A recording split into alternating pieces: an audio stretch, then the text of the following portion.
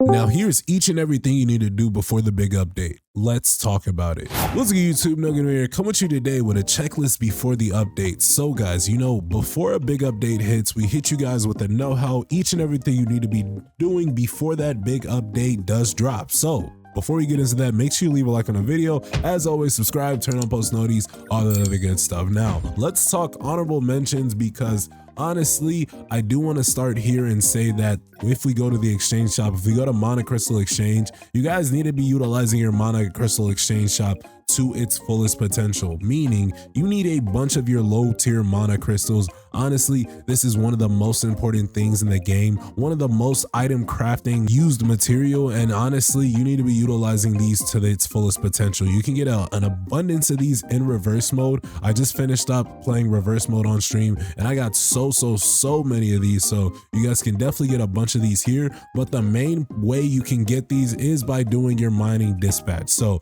make sure you're mining your gates, make sure you are claiming these and getting your rewards, which are always going to be a bunch of low tier mana crystals. And then when we go back, you can utilize your exchange shop. Your Mana Crystal Exchange shop resets each and every day, so you have the ability to get things like melting cubes, player skill scrolls, hunter skill scrolls each and every day, and you need to be doing that. But the main thing is going to be that advanced mana crystals. You can get 50 of these a day, so you should be getting 50 of these a day. So make sure you're staying on top of your dungeon mining, your gate mining, so you're able to get those, because with those advanced mana crystals, if we go under crafting, we can see that solidified stone 3s, solidified stone 2s both need advanced mana crystals. But not only that, Hunter Mana Power Elixir 3s, Hunter Mana Power Elixir 2s, we're talking artifact enhancements, we're talking player skill scrolls, we're talking marks of time 2,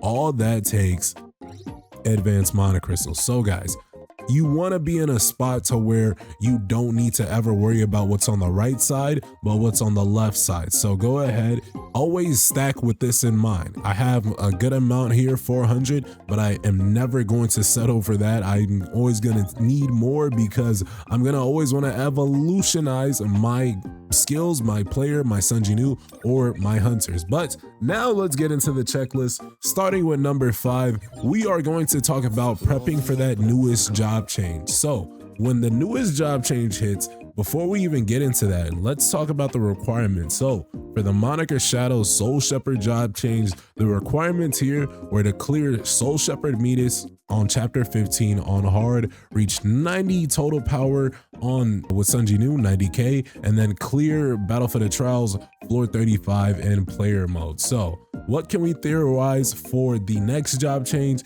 As far as story mode, I can almost with 1000%, and if not 1000%, 99.999% certainly say you need to clear chapter 18 hard mode Kargalgan. So go ahead and finish up a boss fight here if you haven't completed it. And honestly, this should be a super easy for, I think, a lot of you endgame players with the latest power creep of cores. You should be able to do this. So make sure you get hard mode Kargalgan out your way and go ahead and grind that out. And if not hard mode Kargalgan, I honestly doubt you would need to beat BARAN in hard mode to unlock that job change, unless it's a super endgame job change. Then I could be wrong, but usually Netmarble doesn't leave it to where you need to finish the entire game to unlock something new. So with that in mind, we're going to get the newest job change and a new skill for Sun Jinwoo, and even a new outfit. So that's going to be pretty cool and dandy to see, and you guys definitely want to be ready for that. Now, if we get into number 4, we need to talk about getting ready for KAISEL Shadow to drop. Meaning you need to be stacking up your traces of shadows for that big boy that's gonna be in the background, and that's right there. I don't know why that just took like 3 seconds to load, but KAISEL is going to drop this next update, and each and every time a new shadow drops, it's going to be 100 traces of shadows to extract them. So you need to have in mind how much you're gonna upgrade him and how much you're going to extract him with. So just to get him unlocked is gonna be 100 traces. Now let's talk about upgrading. If you upgrade from common to elite, it's going to be 150. If you go from common to night, it's going to be 350. From common to elite night, it's going to be 600 traces. So if you guys want to max out KAISEL Shadow as soon as he drops, you will need 700 traces of shadows immediately. If you don't have 700 traces, you won't be able to do that, but at minimum, you guys will be able to get him if you do have 100 traces. But of course, you want that advantage over other players, so you need 700 to max him out. So that's why you want to go ahead and do each and everything that can get you traces. That's going to be playing your gates. Gates are going to regularly give you traces, but my favorite way to get traces of shadows is going to be that Battlefield of Time exchange shop.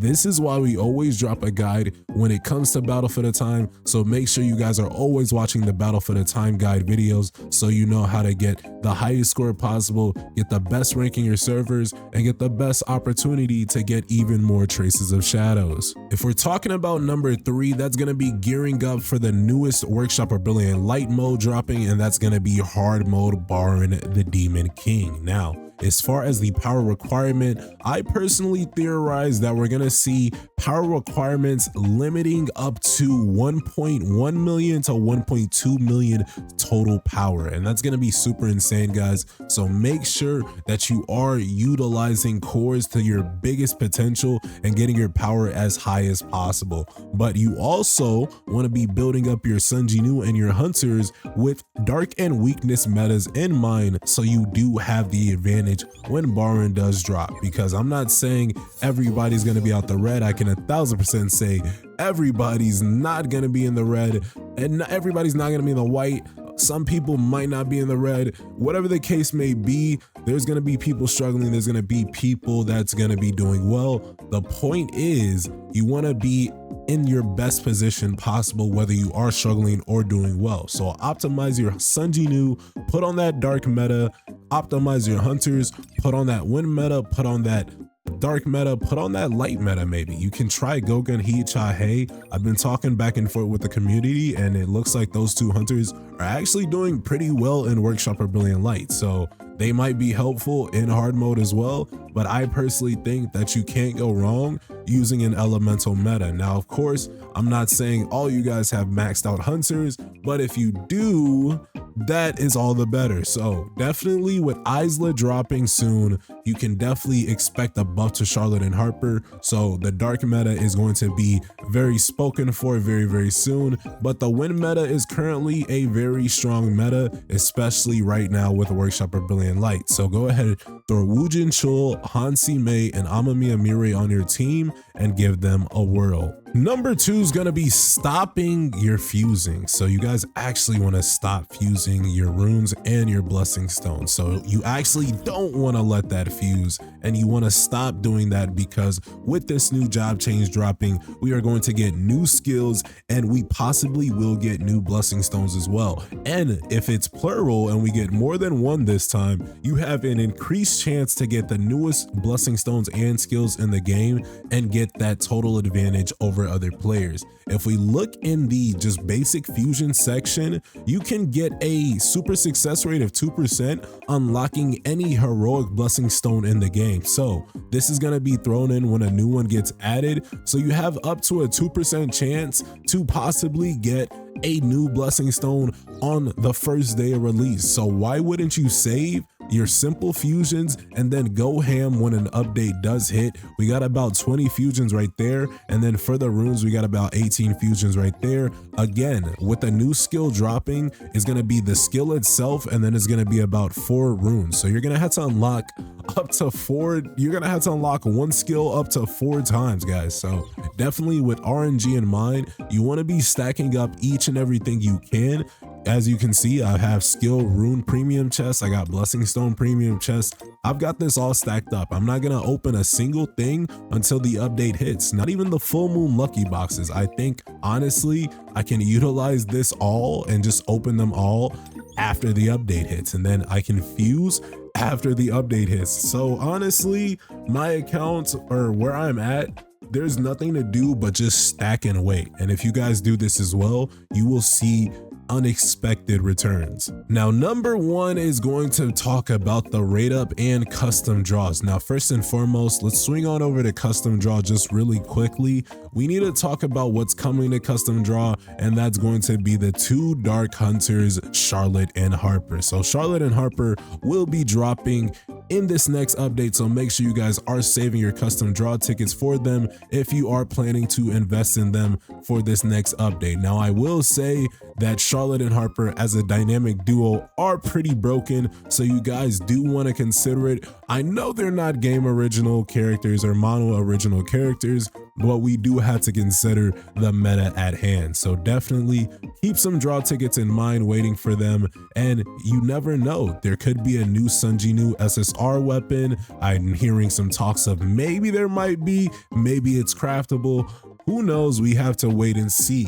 And then for the rate up draw tickets, you guys want to, of course, save your rate up draw tickets. I personally think that Gina was a skip this time around, or at least she's a skip for right now. She's not somebody you'll need rate up draw tickets, but she might be someone you need custom draw tickets in the near future when the fire meta does become prevalent. So she definitely isn't needed currently, and that's okay because now we can save rate up tickets for the next hunter, KAISEL, right? Which she is looking like she might be essential. Again, if there's any support character, you guys at least want to be getting your support characters to at least advancement 1. So I might suggest getting KAISEL right. I might be saying that before I even see her kit. And then as far as the Spectral Warrior, Amamiya Mirai, again guys, there's a big win meta going on right now, so you definitely want to be drawing for Amamiya Mirai.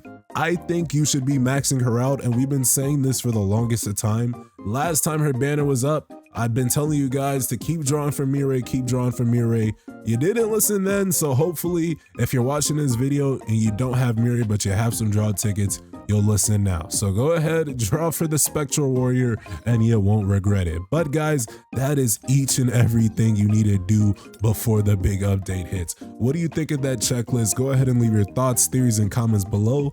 Don't forget to subscribe to the channel, turn on post notifications, and with that, I'll see you guys in the next one. Y'all take care. Peace.